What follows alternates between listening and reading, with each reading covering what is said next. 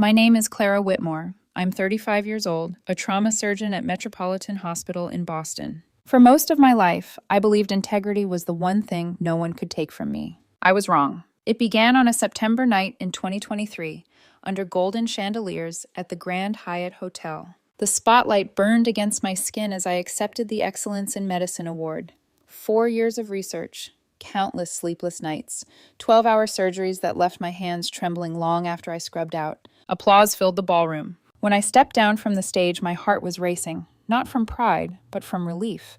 I had finally proven myself. When I reached our table, my mother wrapped me in a tight embrace. "I'm so proud of you, Clara," she whispered. My father stood, straight-backed as always. "Congratulations. Tonight belongs to the whole family." The whole family. Violet clapped enthusiastically beside him. My younger sister looked radiant in pale blue silk. When I sat down, she leaned close and smiled. "How does it feel to achieve something so big?" I smiled back. "It feels earned." Later, as guests gathered in the hotel lobby, my father raised his glass. "We have 2 reasons to celebrate tonight," he announced. Not only Clara's achievement, but Violet's 5-year recovery milestone. There it was again. 5 years. The accident had happened long ago. Violet had recovered years earlier, yet my parents kept preserving her in glass, like something fragile and sacred. Applause echoed again. I clapped too. My mother suddenly said, "We have small gifts." She handed me a slim velvet box. Inside was a wristwatch. At first glance, it looked elegant. At second glance, I recognized the brand logo was slightly crooked. A counterfeit. I felt my throat tighten, but I smiled. "Thank you, Mom. It's perfect." Then she turned to Violet with a larger box. When my sister opened it, a gasp burst from her lips. Inside lay a BMW key. The silver logo gleamed beneath the chandelier light. Violet jumped to her feet, tears spilling down her cheeks. "I can't believe this. Thank you." My parents beamed. I stood beside them, clapping. Dr. Adrian Hale, my colleague from the hospital, stepped closer. He had attended the ceremony as my guest. His dark eyes studied my face carefully. "Everything okay, Clara?" he asked quietly. "Of course," I replied, "just tired." But when we walked toward the exit, something caught my attention. A business card slipped from Violet's gift box. Summit Luxury Motors. The same name I had seen in a financial report 2 weeks earlier. A $75,000 emergency scholarship expense. A cold sensation slid down my spine. At 3 a.m., I was sitting alone in my office at the hospital. The Saving Future Scholarship Fund glowed on my screen. 3 years ago, I had founded it to help struggling medical students. Students who reminded me of myself at 22, hungry, determined, terrified of debt. There it was, a $75,000 withdrawal. Note, emergency scholarship expense. 2 weeks ago, my hands trembled as I opened the transaction details. Recipient, Violet Whitmore. Summit Luxury Motors. The room felt smaller. A soft knock interrupted my spiraling thoughts. Before I could answer, Adrian stepped in, holding 2 coffees. "I knew you'd still be here," he said gently. I forced a smile. Occupational hazard. He pulled a chair across from me. "Clara, I've known you long enough to know when you're carrying something alone." For a moment, I almost told him everything. But protecting my family was instinctive. "It's nothing," I lied. He didn't believe me. I saw it in his eyes. But he respected my silence. "When you're ready," he said, touching my shoulder briefly, "I'm here." After he left, I reopened the email confirmation from the dealership. Then I remembered something. The day the transaction was authorized, I had performed a 12-hour surgery, and I hadn't had my phone. The next morning, George Reynolds, the fund accountant, confirmed the authorization came from my email. Proper code. Standard procedure. No direct confirmation with me. Standard procedure. When I called my mother casually and asked whether she'd kept my phone during that surgery, she answered cheerfully, "Of course, sweetheart." My chest tightened. Sunday evening, I drove to my parents' house. Violet's new black BMW shimmered in the driveway. Inside, the smell of roast chicken wrapped around me like childhood. Dinner conversation floated lightly until I said, "That BMW must have cost around $75,000, right?" My father's jaw tightened for half a second. "We're fortunate to provide for our children," he replied evenly. I nodded. Then I changed direction. I found an old letter mentioning Uncle David. Who is he? Silence. My mother dropped her fork. My father's voice turned cold. "We don't mention David in this house." Violet looked confused. "I didn't know we had an uncle." "This subject is closed," my father snapped. And just like that, dinner ended. That night, I searched his name. David Whitmore, military doctor. As I stared at the screen, I realized something terrifying. If my parents had used my scholarship fund, this wasn't about money. It was about control. and I was no longer sure which role I played in this family. The successful daughter, or the next victim. I clicked on David's profile, and I knew nothing would ever be the same. Rain turned Boston into a smear of headlights and glass. On Thursday afternoon, I drove to the Boston Veterans Medical Center with my hands tight around the steering wheel, as if gripping hard enough could keep my life from sliding off the road. The name on my phone, David Whitmore, MD, looked unreal, like a typo that had somehow survived my entire childhood. I walked into the lobby smelling of disinfectant and old coffee. A middle-aged woman at reception glanced up at me, her badge reading Nancy. "Can I help you?" I cleared my throat. My voice sounded too small in my own ears. "I'm looking for Dr. David Whitmore." Her expression shifted, the professional mask tightening. "Do you have an appointment?" "No," I swallowed, "but I'm his niece, Clara Whitmore." For a beat, Nancy studied my face like she was deciding whether to protect him from me. Then she said, "Wait here." 10 minutes later, I was escorted down a corridor lined with framed photos of service members, young faces frozen in time. It made my stomach twist.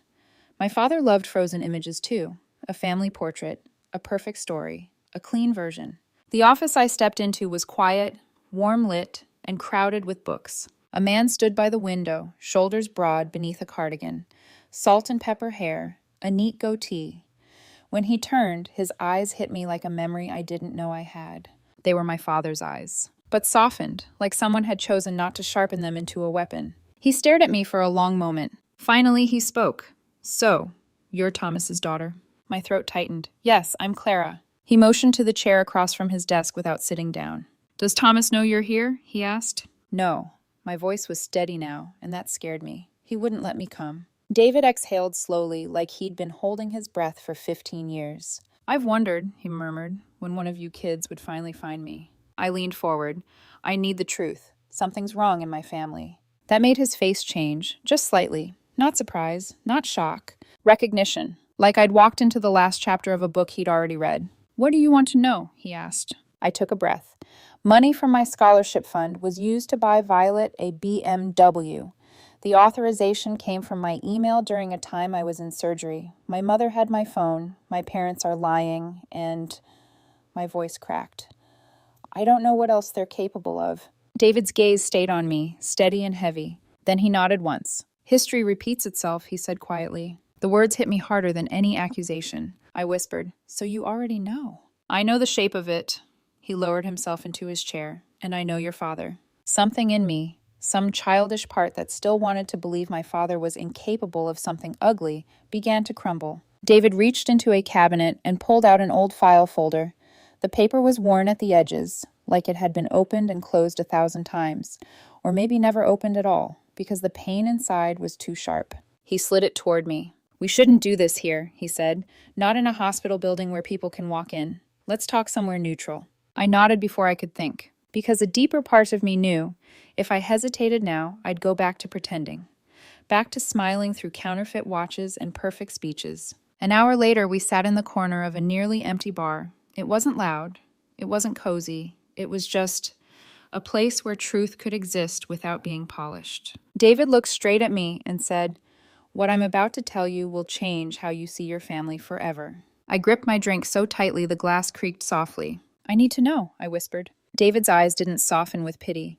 They hardened with honesty. 15 years ago, he began, your father was the financial director at Memorial Hospital. My stomach turned. David continued, I worked there as a trauma doctor after Afghanistan. I was still trying to become human again. I threw myself into the work. He paused, as if the memory had teeth. I discovered irregularities in the charity surgery fund. Money meant for patients who couldn't afford treatment. Transfers into private accounts. My throat went dry. Whose accounts? He didn't answer immediately. He let the silence grow. Then he said, one of them was Thomas's. My body went cold in a way that had nothing to do with the air conditioning. David's voice stayed calm, but there was something underneath it, like the sound of a blade being sharpened. When I confronted him, he begged me to keep quiet. He said he had a family, children, a future. He said it was a mistake, a temporary move. He promised he'd fix it. I swallowed. And you believed him? David's mouth tightened. For about 5 minutes. Then I remembered why I became a doctor, because lives matter. Even the lives people pretend don't. My eyes stung. I blinked hard, refusing tears. I reported it, David said, to the board. My heart pounded. What happened? He resigned. David's gaze flicked away. But he didn't face charges. Connections were pulled. Stories were rewritten. And when it was over, he looked back at me, and I saw it. The old wound, still open beneath his calm. I became the villain. I could see it instantly, like a childhood memory snapping into focus. My father's voice at the dinner table, dismissing people with that perfect calm. David continued, "Your father told everyone I'd done it out of jealousy, that I wanted to destroy him, that I wanted his life." He let out a short, bitter laugh, as if stealing from dying patients is a life worth envying. My hands trembled under the table. "And your grandparents?" I asked. "They sided with him," David said simply, "because your grandfather—" He hesitated. "Your grandfather wasn't clean either." My breath caught. "What do you mean?" David leaned back, eyes narrowing as if staring through the wall into the past. "Your grandfather had his own pattern, borrowing, taking, using people who trusted him. And when someone tried to expose it," David's gaze locked on mine, "he crushed them." The bar felt suddenly too small, like the walls were closing in. I whispered, "So this isn't just my father. It's a family inheritance," David said. "Not money, not property, a habit, a hunger, a need to control the story." My stomach twisted with something worse than disgust, recognition. Because I saw it, not in numbers, not in paperwork, in the way my father always needed to look like the hero, in the way my mother always smiled too brightly when things were wrong, in the way Violet was kept fragile so they could keep being saviors. And me? I had been the proof that the family was still good. The successful daughter, the moral shield. David watched my face carefully. "Clara," I forced my voice out, "is Violet involved?" David exhaled. "I don't know. I've never met her. But from what you've told me—" He paused.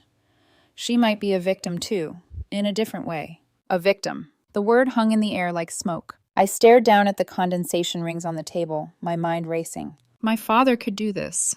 My father had done this. He'd done it to a hospital, to patients, and now to me. I thought about the scholarship students who sent me thank you letters, the ones who cried in my office because they were terrified they'd have to drop out. I imagined their faces when the board found the transaction. My reputation, my career, my integrity. All of it could collapse because of blood. I swallowed hard and whispered, "What do I do?" David's voice softened, not with comfort, but with certainty. "You stop pretending your father is a man who can be reasoned with. You gather facts. You protect yourself. And you find out the truth about Violet." He leaned forward. "And Clara, don't do it alone." His words hit me in a strange place, because I'd been alone in this family for years, without admitting it. Outside the bar, the rain had eased, but the city still looked wet and reflective, like everything was showing its true shape. When I got back in my car, my hands shook as I started the engine. I didn't drive home right away. I sat there and stared at the dark windshield. Then I opened my calendar. Tuesday. I took the day off, and I wrote one sentence in the notes section. Follow Violet, learn the truth. Because somewhere deep inside me, a new fear was growing. Not just that my parents stole from me, but that I had never truly known my own sister. Tuesday morning arrived heavy and gray, like the sky itself was bracing for impact. I parked 2 streets away from my parents' house, far enough not to be seen, close enough to watch. At exactly 9:02 a.m., the front door opened. Violet stepped out. Not the delicate, slow-moving version of her my parents always described. She walked with purpose. Jeans, leather jacket, hair pulled back in a practical knot, a backpack slung over one shoulder. She didn't look fragile. She looked free. And then she walked past the BMW, past the glossy black car that cost $75,000. She didn't even glance at it. Instead, she headed toward the bus stop. My chest tightened. Why would she ignore the car unless it wasn't really hers? I waited a minute before pulling out, keeping enough distance that she wouldn't notice me. The bus took her downtown. When she got off, she walked 3 blocks and entered a small coffee shop called Artisan Brew. I hesitated outside for a full 30 seconds. Then I went in. The scent of roasted beans wrapped around me as I stepped through the door. I chose a corner table, partially hidden by a tall plant. And then I saw her, behind the counter, wearing an apron, laughing easily with the customer, moving confidently between the espresso machine and the register. There was no tremor in her hands, no hesitation, no sign of the long-term recovery my parents still referenced at every gathering. A regular leaned over the counter and said, "Violet, you're the only reason I survive Mondays." She grinned. That's a lot of pressure. It wasn't the voice of someone broken. It was the voice of someone alive. My stomach twisted, not with anger at her, with anger at myself. Had I been so blinded by my own ambition that I never looked closely enough at my sister? A coworker joined her behind the counter, a red-haired woman I later learned was Lucy. I overheard Violet whisper excitedly, "Just 2 more months. I've saved enough to rent the apartment." Lucy beamed. "You finally doing it?" Violet nodded. "I can't keep living like that." "Have you told your parents?" Violet's smile faded. She shook her head slowly. "They still think I'm fragile." Lucy frowned. "But that accident was 5 years ago. You're completely fine." Violet looked down at the counter as she wiped it, voice lowering. "To them, I'll always be the daughter who needs protecting. That's my role." My breath caught. Role. The word echoed inside me. Successful daughter. Fragile daughter. Perfect family. We weren't people. We were positions. I sat there for another hour, watching her work, watching her move through her shift with competence and confidence. When her shift ended, she didn't go home. She walked several blocks to a brick building with a sign, Community Art Center. I followed at a distance again. Upstairs, through large windows, I saw her surrounded by children. She was teaching, laughing, guiding small hands with paintbrushes, encouraging shy little voices. There was no weakness here, only quiet strength. And then, "Clara?" The sound of my own name snapped me out of my thoughts. I turned. Violet stood behind me on the sidewalk. Her eyes weren't soft. They were sharp. "What are you doing here?" There was no point lying. "I needed to see," I admitted. "See what?" she demanded. "The truth." The word hung between us like a fragile glass ornament. Her jaw tightened. Then something shifted in her eyes. Not anger. Relief. "Come inside," she said quietly. Her studio space was small but filled with color. Canvases stacked against walls, jars of brushes, half-finished pieces drying by the window. It smelled like turpentine and possibility. We sat across from each other on mismatched stools. For a long moment, neither of us spoke. Finally, she asked, "How much do you know?" I inhaled slowly. "About the car, about the scholarship fund, and I met Uncle David." She froze. "David?" she whispered. "The uncle we're not allowed to talk about?" I nodded. I told her everything. The hospital scandal, the pattern, the theft from the scholarship fund. I watched her face carefully. Confusion, shock, then horror. "What are you saying?" she asked, voice barely audible. "I'm saying the money for your BMW came from my fund." Her lips parted, but no sound came out. "I didn't know," she said finally, standing abruptly. "They told me it was savings, that they'd planned it for years." Her hands began to tremble. "I would never take from your students, Clara. Never." I stood to and stepped closer. "I know." And I meant it. Because I had seen her. Working. Saving. Planning her escape. She looked at me with wet eyes. "I've been trying to leave for 3 years." "Why didn't you tell me?" She let out a short, broken laugh. "When? Between your surgeries, your conferences, your awards?" She shook her head. "You were always the strong one, the untouchable one." Untouchable. If only she knew. "I thought you liked being protected," I admitted. Her expression hardened. "I played the part because it was easier than fighting every day." Silence fell between us. Then she whispered, "They use my accident as leverage. Every time I mention moving out, they say I'm not ready, that I'm vulnerable." I clenched my jaw. "They're not protecting you," I said. "They're controlling you." She looked away, tears spilling freely now. "I know." The confession felt like something sacred and devastating. "And the car?" I asked carefully. "If you had known—" "I would have returned it immediately." Her answer came without hesitation. I believed her. For the first time in years, we weren't playing roles. We were just two daughters standing in the wreckage of a system we didn't build.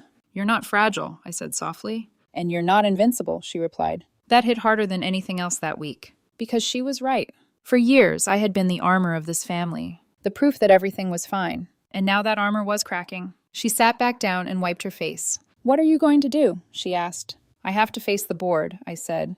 "There's an emergency meeting tomorrow." Her eyes widened. "Already?" "Yes. And Mom and Dad? I'm not sure yet." She hesitated. Then she said quietly, "I told them last night that I wanted to return the car." My stomach dropped. "They asked why," she continued. "I panicked. I told them you'd found something." My pulse quickened. "What did they say?" "At first they denied it," she whispered. "But later I overheard them arguing." My throat tightened. "About what?" Her voice trembled. "About how to handle you before you cause more trouble." Handle me. Not talk to me. Not explain. Handle. I felt something inside me settle. Not panic. Resolve. "They're afraid," I said slowly. Violet nodded. "Yes." And in that moment, for the first time in my life, I realized something that shifted the ground beneath my feet. My father wasn't untouchable. He was cornered. And cornered people make dangerous choices. I reached across the space and took my sister's hand. "We're not doing this alone," I said. She squeezed back. "No more roles," she whispered. No more pretending, I agreed. Just as the words left my mouth, my phone buzzed. An email notification. Subject line: Emergency meeting request. Irregularities discovered in scholarship fund. My blood ran cold. They knew. And whatever anonymous email had reached the board, it meant someone else had started digging. I looked at Violet. This just got bigger, I said. Because now it wasn't just about confronting our parents. It was about saving my name, my career, and everything I had built from scratch. Tomorrow morning at 9 a.m., I would walk into a room full of respected colleagues, and I would either be a director or a suspect. I didn't sleep that night. At 11:47 p.m., I was still at my kitchen table, documents spread in front of me, like evidence in a trial I hadn't agreed to stand in. The scholarship fund transaction logs, email timestamps, authorization codes. Every line screamed the same thing. It came from my account. At 12:13 a.m., my phone buzzed again. Another message from the board secretary confirming the emergency meeting. My vision blurred. The walls felt closer. My chest tightened. I tried to inhale, but the air wouldn't come. Not enough. Not enough. My hands began to tremble uncontrollably. I recognized the symptoms clinically. Acute panic response. But knowing didn't stop it. I grabbed my phone and pressed the one name that felt steady in my chaos. Adrian. He answered on the third ring. Clara? His voice was alert instantly. I tried to speak, but the words fractured. I can't breathe. I'm coming, he said. No hesitation. 30 minutes later, he was in my apartment. He knelt in front of me, guiding my breathing with calm precision. Look at me, he said softly. You're safe. Inhale with me. Slow. I focused on his eyes. Dark, steady, present. When my breathing finally stabilized, I told him everything. The hospital scandal. David. Violet's secret life. The board. My parents planning to handle me. He didn't interrupt. When I finished, he leaned back slightly and studied me. You didn't do this, he said firmly. I should have protected the fund better. You were betrayed, he corrected. The word landed differently when he said it. Betrayed. Not careless. Not incompetent. Betrayed. You need to confront them, Adrian continued, before they spin this into something else. I know. And you won't do it alone. He didn't say it dramatically. He said it like a fact. And for the first time since this began, I didn't feel like I was standing at the edge of a cliff by myself. The next morning, before the board meeting, I sat in a quiet coffee shop near the hospital. My notes were organized, my breathing steady. Then Violet rushed in, pale and shaken. They know, she said immediately. How? I told them I was returning the car. They pushed. I admitted you knew. I closed my eyes briefly. How bad? She swallowed. Dad said you're overreacting. Mom said you're exhausted and confused. But later, her voice lowered. I heard Dad say you could lose everything if this goes public. Lose everything. The implication was clear. They were ready to let that happen. The cafe door opened again. David walked in. Behind him, Adrian. He hadn't told me he was coming. He simply joined us at the table like he had every right to be there. And somehow that small act steadied me more than anything else. David spoke first. You confront them before the board meets again, he said calmly, directly, with witnesses. Violet nodded. I'll speak too, she said. About the car. Adrian looked at me. You ready? I met his gaze. Yes. 1 week later, after the board granted me time to investigate before final action, we stood in my parents' living room. Me, Violet, David, Adrian. The house felt smaller than I remembered. My father rose immediately when he saw David. His face turned red. What are you doing here? He demanded. David didn't flinch, finishing what should have been finished years ago. My mother's hands trembled in her lap. Clara, what is this? I stepped forward. It's the truth. I laid the printed documents on the coffee table. Scholarship fund withdrawal. Email authorization. Summit Luxury Motors invoice. My father barely glanced at them. This is ridiculous, he said. Some technical error. It was authorized from my phone, I replied evenly. The day you asked Mom to keep it during surgery. Silence. My mother's breath caught. My father's jaw hardened. You're accusing us? He asked, voice low and dangerous. I'm stating facts. He shifted tactics instantly. You're stressed. You work too much. You're letting David poison your mind again. There it was. Blame. Deflection. Rewrite the story. But this time I wasn't alone. Violet stepped forward. I didn't know where the money came from, she said, voice shaking but firm. If I had known, I would have refused the car. My mother's face crumpled. Sweetheart, we were just helping you. No, Violet replied. You were keeping me dependent. That hit harder than any accusation I could have made. My father turned to her sharply. After everything we've done for you? Exactly, she whispered. The room went still. David spoke quietly. Thomas, you've done this before. My father spun toward him. You destroyed this family once. No, David said calmly. You did. At the hospital, with the charity fund.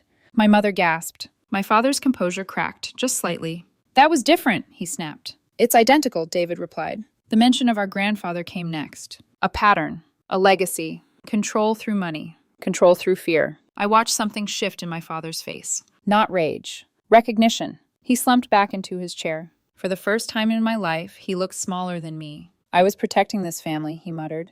By sacrificing us? I asked quietly. Silence. Violet wiped tears from her cheeks. I've been healthy for 4 years, she said softly. You just didn't want me to leave. My mother broke then. I was scared, she sobbed. After the accident, I couldn't lose you. So you kept me small? Violet asked. The truth hovered heavy in the air. I placed another document on the table. A repayment plan, I said. $75,000 returned within 24 months. Formal agreement, legal oversight. My father stared at the paper. And if we refuse? Then the board pursues legal action. No one spoke for a long time. Finally, my father looked at me. You'd destroy us? My voice didn't shake. I'm trying to save us. Something in his expression fractured. Not dramatic. Not cinematic. Just human. As we prepared to leave, I paused beside him. I don't want revenge, I said quietly. I want accountability. He didn't answer, but his shoulders trembled. And for the first time, I realized something else. He wasn't just the architect of this pattern. He was shaped by it. That didn't excuse him, but it explained him. When we stepped outside into the cold evening air, I exhaled deeply. Adrian's hand brushed lightly against mine. Not possessive, not performative. Steady, Violet stood beside me. David behind us. For the first time, we weren't divided into roles. We were aligned. The confrontation wasn't the end. It was the beginning of consequences. And consequences, unlike secrets, don't stay buried. 2 weeks later, we sat in the office of attorney Carol Mendez. The room smelled faintly of leather and paper, contracts, decisions, accountability. My parents sat across from us, rigid and exhausted. Violet sat beside me, posture straight, dressed in a fitted charcoal blazer. No trace of fragility, no performance. David stood near the window, silent but present. Adrian sat slightly behind me, not speaking, not intervening, just steady, a quiet anchor. Attorney Mendez placed a stack of documents on the table. The repayment agreement is clear, she said crisply. $75,000 returned to the scholarship fund within 24 months. Monthly installments. Failure to comply triggers immediate legal escalation. My father stared at the papers. And after that? He asked, voice lower than I'd ever heard it. Financially, I answered, meeting his eyes, it closes the debt. And emotionally, my mother whispered. Silence settled like dust. That takes longer, Violet replied gently, but we'll try. Attorney Mendez continued, family counseling attendance is also part of the agreement. My father's jaw tightened. We need it, I said softly. After a long pause, he picked up the pen. For a second, his hand hovered over the page. Then he signed. My mother followed. There was no triumph in me, no sense of victory, only a strange hollow relief. Outside the office, my mother unexpectedly reached for my hand. I'm sorry, Clara, she said, eyes rimmed red. I thought I was protecting everyone. I studied her face. She looked older, smaller, human. I know, I replied quietly, but protection without honesty becomes control. She nodded, tears spilling again. That afternoon, I stood before the scholarship fund board. 10 faces, colleagues I respected, people who trusted me. I failed to safeguard the fund, I began, voice steady. Although I did not authorize the transfer knowingly, it happened under my oversight. That responsibility is mine. I presented the repayment agreement, the dual verification reform plan, independent oversight committee, quarterly audits. Dr. Morrison, the chairman, studied me carefully. How should we decide about your position, Dr. Whitmore? I inhaled slowly. I will accept any decision, I said, but I asked to stay involved in rebuilding what was damaged. 2 hours later, they voted. 6-month suspension as fund director. Advisory role retained. Review after repayment progress. It wasn't a clean outcome, but it was fair. And fairness mattered more to me now than image. Violet returned the BMW the following week. She moved into a small apartment near the art center. I helped her carry boxes up narrow stairs that smelled like old wood and fresh paint. Her walls were soon covered in canvases. Sunlight streamed through tall windows, catching colors midair. As we set down the final box, she turned to me. For the first time, she said softly, I feel like I'm living my own life. I smiled. You always were strong. They just didn't see it. And you were never invincible, she replied gently. We both laughed. Because it was true. The months passed slowly. Counseling sessions were tense at first. My father resisted, deflected. But eventually, something shifted. He began speaking about his childhood, about a father who equated love with control, about mistakes that felt justified at the time. My mother began rediscovering parts of herself outside motherhood. Violet flourished. Her art classes expanded. She began working with trauma survivors, using painting as therapy. As for me, suspension gave me space I hadn't known I needed. I began designing a new initiative at the hospital, the Whitmore Family Psychological Support Program, a program focused on breaking generational cycles of emotional control and financial manipulation. It felt poetic, not revenge, reconstruction. 1 year after the confrontation, I stood in the Metropolitan Hospital auditorium. The program's launch day. The room was full. Medical staff, students, community members. In the front row sat Adrian. His eyes held something deeper now. Not just friendship, not just concern, something steady, chosen. Over the past year, somewhere between late-night conversations and shared silences, we had crossed an invisible line. He became more than the man who steadied my breathing. He became the man who chose to walk beside me. And I chose him back, not out of need, but out of clarity. David stood near the side aisle, arms folded, expression calm. Violet chatted animatedly with a group of art therapy interns. And in the last row, my parents, present. Not perfect, but present. I stepped up to the podium. For years, I began, I believed success could protect a family from its flaws. I was wrong. The room grew quiet. Toxic patterns can pass silently from one generation to the next, not because people are evil, but because they're afraid. I paused. But fear is not destiny. Accountability breaks patterns. Truth breaks patterns. Courage breaks patterns. As applause filled the auditorium, I felt something settle inside me. Not closure, growth. Later that evening, Adrian and I stepped outside into the crisp autumn air. The city lights shimmered softly. I glanced down at my wrist. A new watch. Simple, authentic. Bought with my own money. My own choice. Adrian noticed. Nice upgrade, he said lightly. I smiled. It's real. He looked at me knowingly. Just like you, I laughed quietly. For years, I had carried the weight of being the strong daughter. The successful one. The proof. But strength without truth is brittle. And truth, even painful truth, is freeing. As we walked towards the parking lot, I glanced back at the hospital building, at everything that had almost collapsed, and everything that had been rebuilt. Not a perfect ending,